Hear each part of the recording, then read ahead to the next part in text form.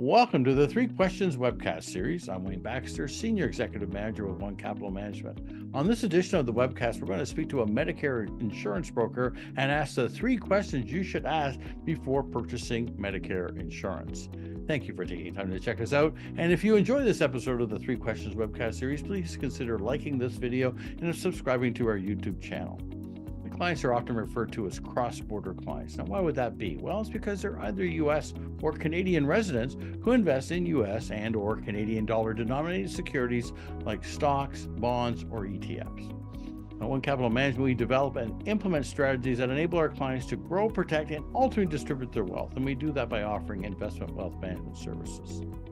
Our process for advising our clients includes an in-depth discovery and diagnostic analysis of their wealth management goals and objectives, and one would expect that analysis would include a review of their Medicare insurance needs. Stay tuned, as my guest is a Medicare insurance expert, and I'm looking forward to introducing him to you.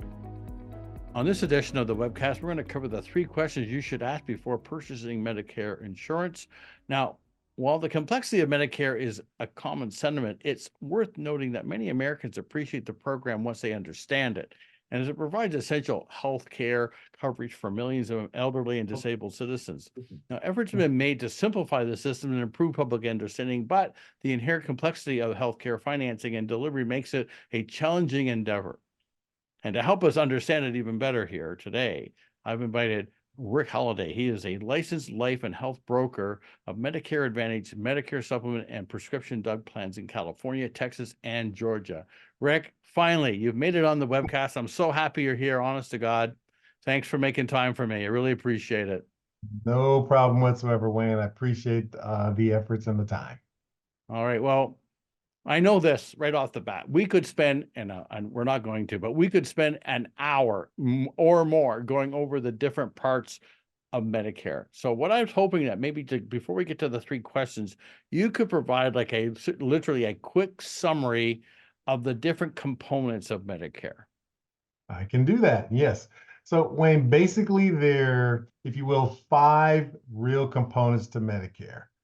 3 which I like to call foundational, and then 2 that have a little more nuance to them that give you choice in the matter. So Part A is the part of Medicare which everyone needs to and is required to have. Typically, you get that at age 65, unless there are other mitigating circumstances that would allow you to get it sooner. And then Part B, and then lastly, you're going to have Part D. Now, Part A is the portion that's going to be associated with your hospitalization. Part B is going to be the portion where there's some co-insurability that needs to happen, additional costs that is bottom line with that. And that's going to provide the services for your doctors, nurses, and the like. And then Part D, as in David, or drugs, is literally your drug prescription program that you would need to have as well. The latter 2 parts, which make up the total 5, are going to be the option of a Part C, and this is where most of the confusion really starts to begin. That is Medicare Advantage, aka Medicare Advantage.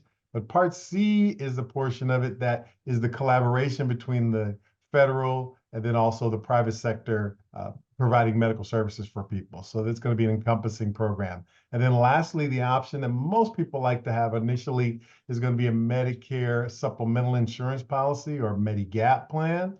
And those 5 options, again, A, B, D is in drug, and then Part C or Medicare supplemental insurance make up the foundational components of Medicare. So that Medigap component, that's the part that kind of fills in the gaps with any shortfalls from A, B, and D. Exactly. Perfect. Well, you just simplified that in like probably less than a minute and a half. There you go. Perfect. Okay, so beyond the different types of coverage that can seem complicated, there are questions about enrollment periods, coverage rules, and limits and interactions with other insurance plan. Medicare insurance planning is definitely not something we would call do it yourself. Absolutely not. And I can't think for very many people. So let's get to our 3 questions you should ask before purchasing Medicare insurance. And question 1, I'm going to start with an easy one. How do I apply for Medicare insurance? I do have a follow-up question, but let's just start with how do we apply?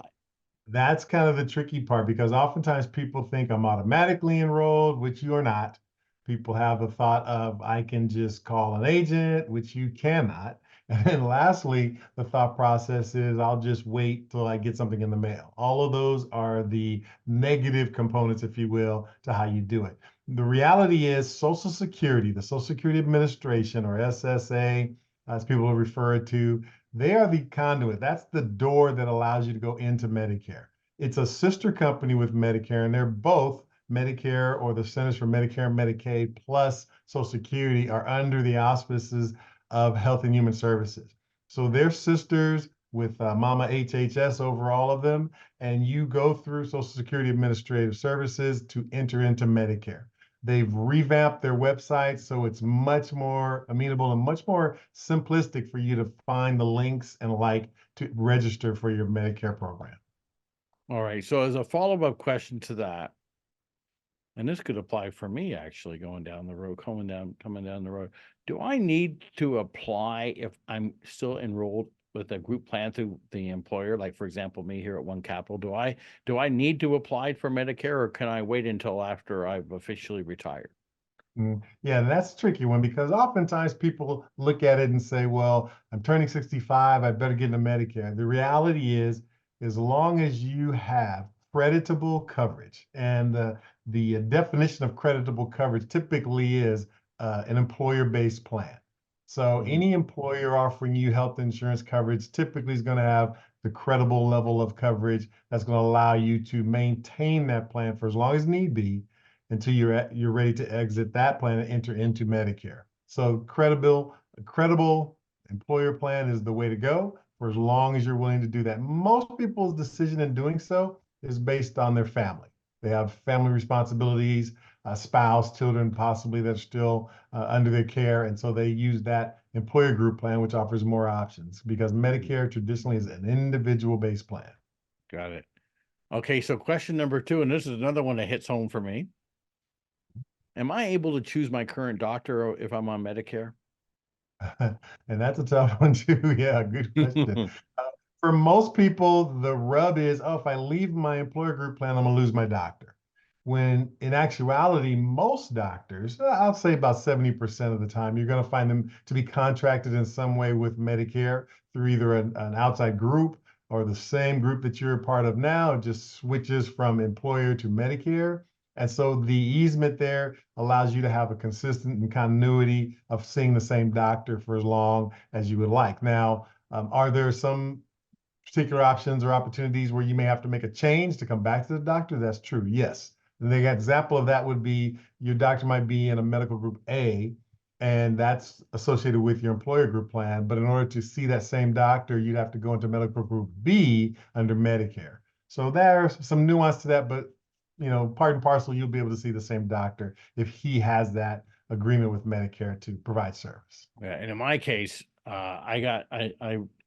we got our doctor when we first moved here from California. We've had the same doctor ever since we moved here. So it's not, and when we change benefit plans, they automatically say, well, here's your name of your new doctor. And I go, wait a minute, I want to keep my regular doctor for my group, not the one that the group plan recommends. So it sounds to me like if I've had the same doctor and they've been, in my case, they're with UCLA, they're probably, the odds are they're going to be involved with the Medicare program as well.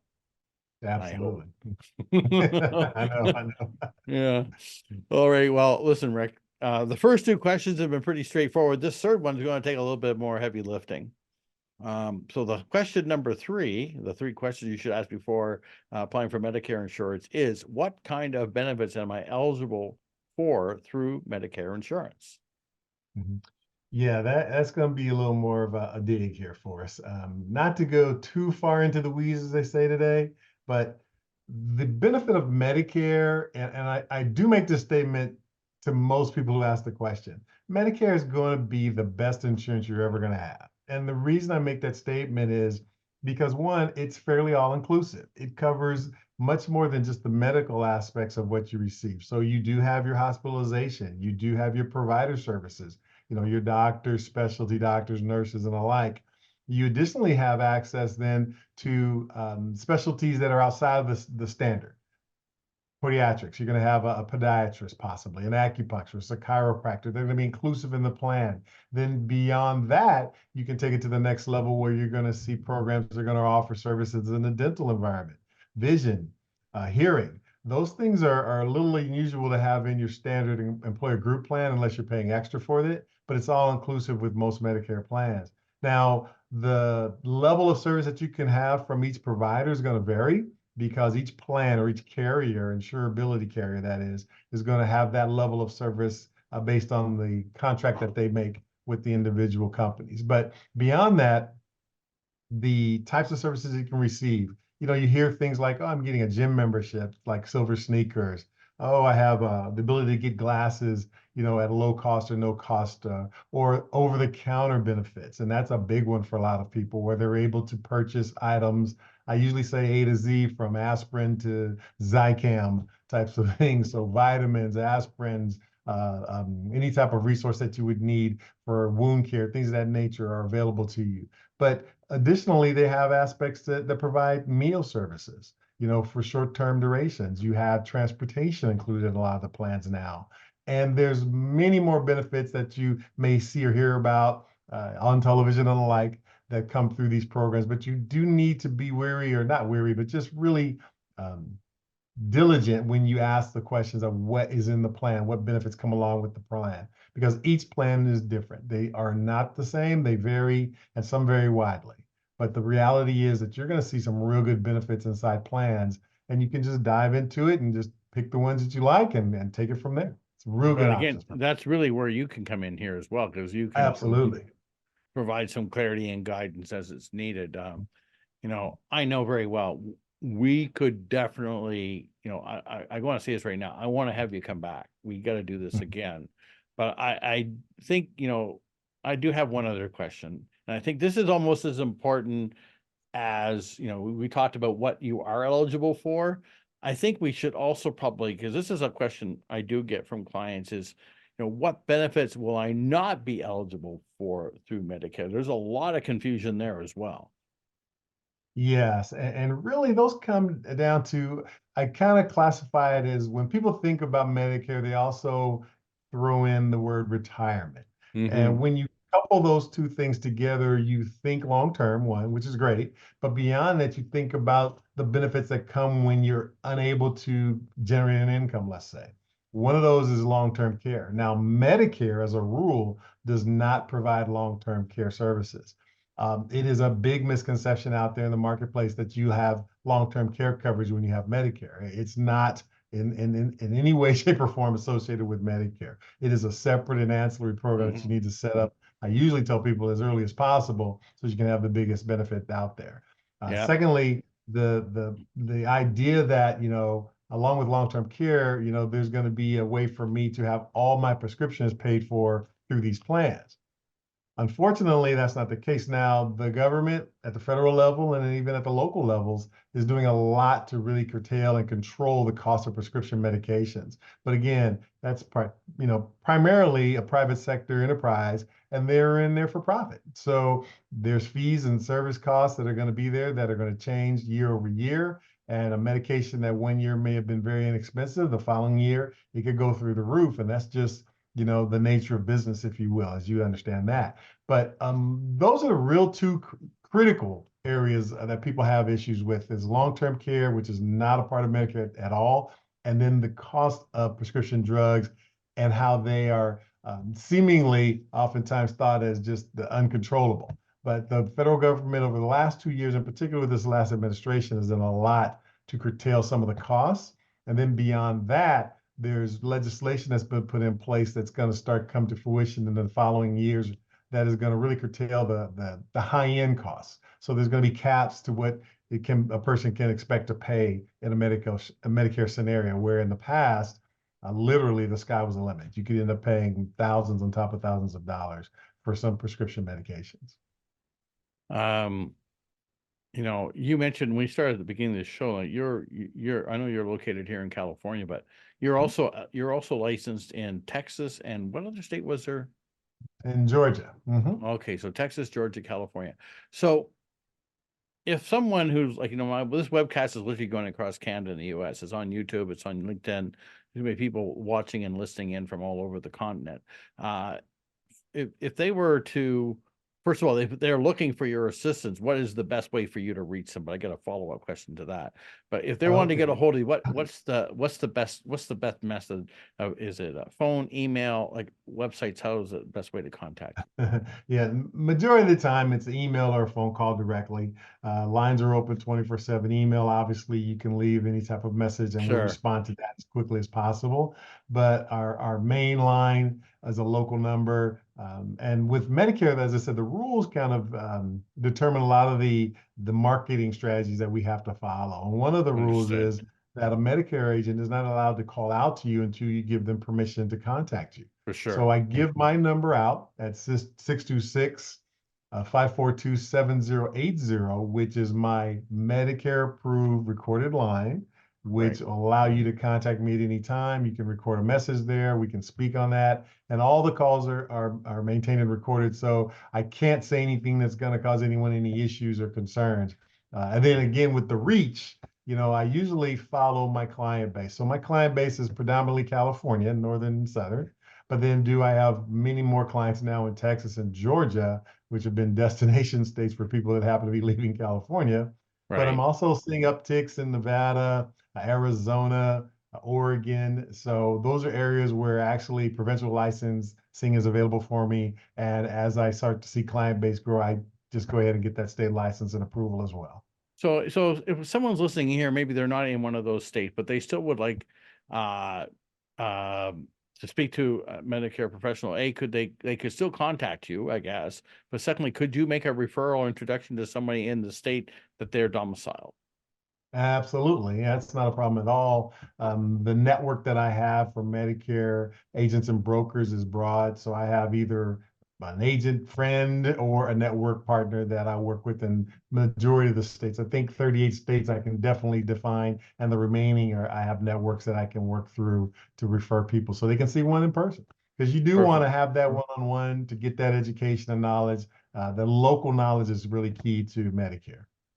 Well, at least you can be an initial source of information and as a useful resource and a center of influence here. And first of all, I want to thank you for making time. I was really looking for it, and we've been trying to get this webcast recorded here for a little bit now, and I'm finally be able to get you a few minutes aside from your busy schedule to meet with me. So I really, really appreciate it. Again, thanks again to Rick Holiday. He's a licensed life health broker, Medicare Advantage, Medicare Supplement, and prescription drug plans in California, Texas, and Georgia, and others. If he needs to help you, he can make an introduction if he has to. Rick, thank you so much for making time for us today. Wayne, you're very welcome. I appreciate it. Take care. Take care. I look forward to bringing you the 3 Questions webcasts, and I hope you find them educational and informative. Please consider liking this video and subscribing to our YouTube channel. And to receive notification of when our latest webcast is being posted, please click on the notifications bell. Lastly, to schedule an online Zoom consultation with me to discuss your wealth management needs, please click on the link in the description box below, www.onecapital.com/meet with Wayne. Thank you, and we'll see you soon.